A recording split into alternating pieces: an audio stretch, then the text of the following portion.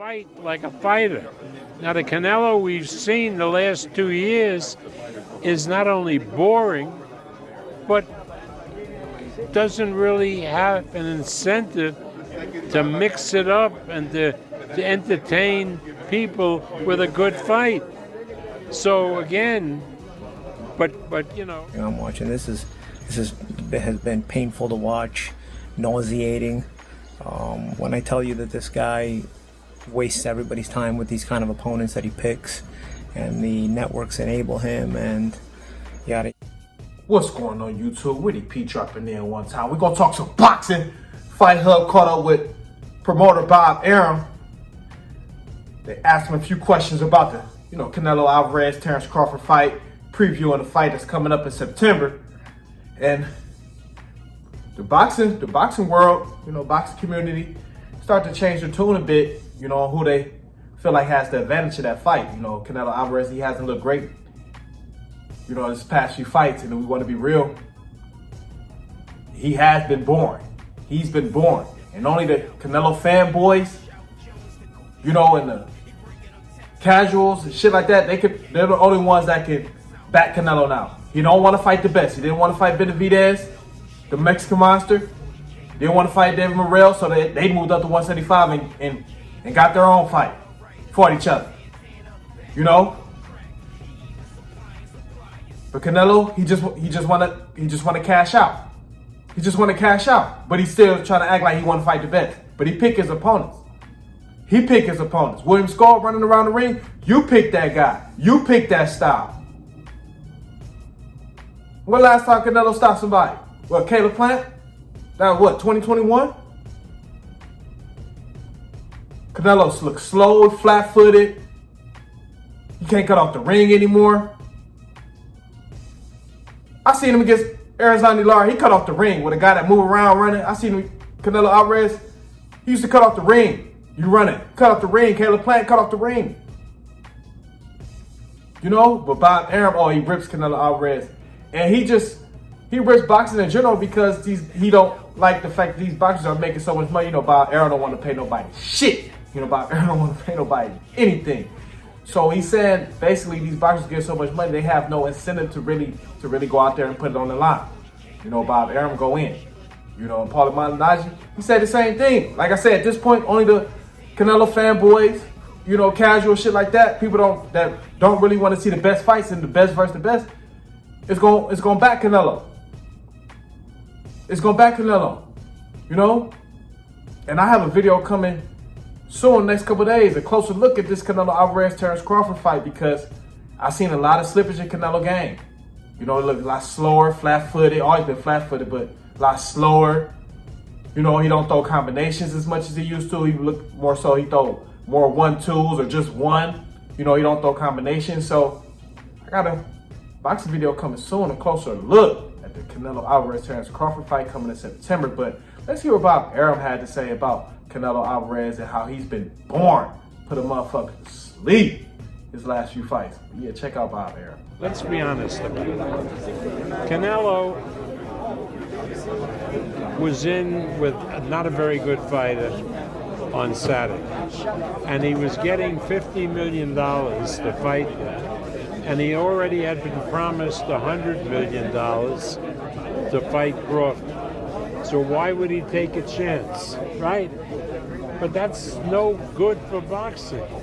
You see, in the old days, when we had like a fighter like Sugar Ray Leonard or Oscar De La Hoya doing a fight, they had a reason to really give the crowd an entertaining fight, because their next fight had already been agreed to, but they stood to make money, extra money from the pay-per-view, from the gate, so there was an incentive always for them to look good.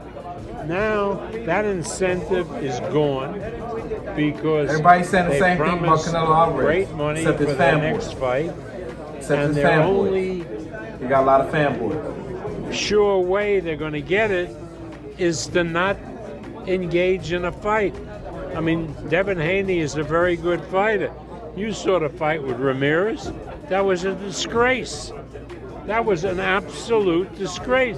But if you're Devin Haney and really fight, I think it's terrific. It's very interesting.